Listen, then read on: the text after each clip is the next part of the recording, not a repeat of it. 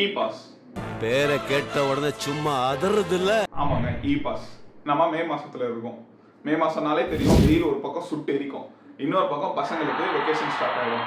யூஸ்வலா இந்த டைம்ல மக்கள் என்ன பண்ணுவாங்கன்னா ஊட்டி ஆர் கொடைக்கானலுக்கு ட்ரிப் போவாங்க.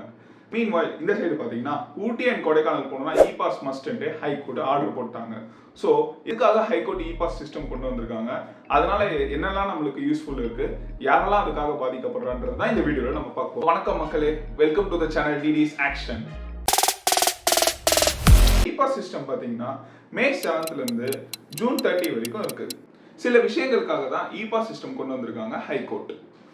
ஆவரேஜா ஊட்டிக்கு பார்த்தீங்கன்னா அரௌண்ட் ஒரு 5000 to 6000 வெஹிக்கல்ஸ் வந்துட்டு போற இடத்துல 20000 வெஹிக்கல்ஸ் வந்தா எந்த அளவுக்கு டிராஃபிக் இருக்கும்னு யோசிச்சு பாருங்க.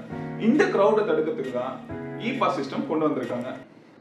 ரெண்டாவதா பார்த்தீங்கன்னா எலிமெண்ட் கோச்சிங், மூணாவதா பார்த்தீங்கன்னா லிட்டரிங் ஆஃப் பிளாஸ்டிக்ஸ், நாலாவது பார்த்தீங்கன்னா ரொம்ப கஷ்டமான விஷயம் என்னன்னா empty alcohol bottles in the hills. Bottle திருப்பி கொடுத்தா 10 ரூபா தராங்களா, நோட் பண்ணிக்கோங்க, நோ ஆஃபென்ஸ். இதுக்காக இ பாஸ்ன்றதை இப்போ நம்ம பார்த்தோம். இ பாஸ் நெசசரியா அப்படின்னு நம்ம யோசிக்கும் போது ஆமாங்க, கண்டிப்பா நெசசரி. யோசிச்சு பாருங்க, 5000 to 6000 வெஹிக்கல்ஸ் வர வேண்டிய இடத்துல 20000 வெஹிக்கல்ஸ், அதாவது 20000 ஃபேமிலிஸ் கிட்ட வந்தாங்கன்னா என்ன ஆகும்ட்டு.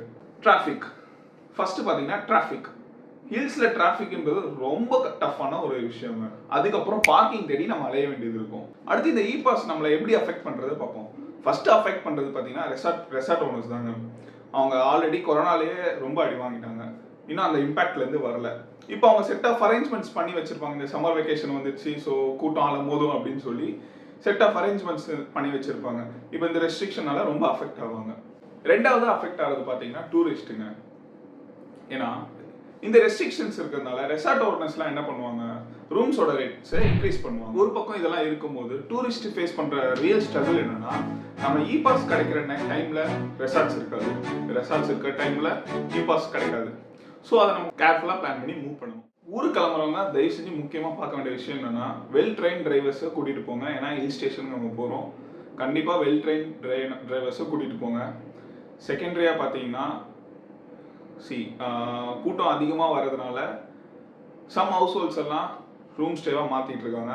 ஸோ அதையும் கொஞ்சம் செக் பண்ணிவிட்டு கவனமாக ட்ராவல் பண்ணுங்கள். இந்த வீடியோ உங்களுக்கு பிடிச்சிருந்தா லைக் பண்ணுங்கள், ஷேர் பண்ணுங்கள், மறக்காமல் சப்ஸ்கிரைப் பண்ணுங்கள்.